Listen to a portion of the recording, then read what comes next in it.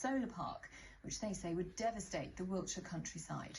Limedown Solar Park says it would provide energy for more than 100,000 homes.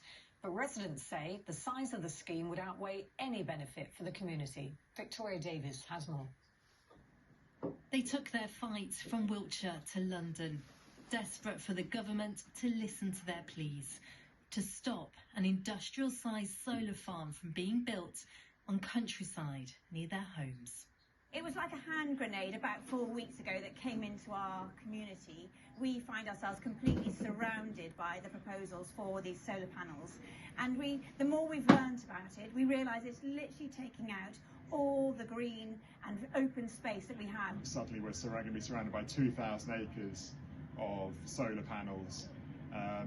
And we just find it, totally inappropriate to the scale of our area, the scale of the project. We're not against solar, we're all for it, but the scale of this is just massive.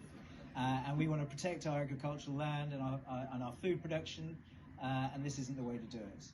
If Limedown's solar park goes ahead, it would be one of the largest of its kind in the country, with solar panels stretching 9 miles on land around villages near Malmesbury. The size would be the equivalent of more than 1,000 football pitches, while in Melksham there'd be a battery energy storage park the size of a village. And today, as the issue of large-scale solar parks was debated in Parliament, villagers joined forces with campaigners across the country to make sure their voices were heard. This is an absolute outrage. It's going to be 3 million solar panels in some of the best farmland anywhere, surrounded by historic houses, within short distance of Malmesbury Abbey, ruining the local landscape, ruining some of the finest landscapes in England for the sake of a piece of technology which, for all we know, in 5 or 10 years from now simply may not exist anymore. In a statement, a spokesperson from Limedown Solar Park said the solar park is proposed to generate 500 megawatts of clean, affordable solar renewable energy, which is enough to power around 115,000 UK homes and businesses.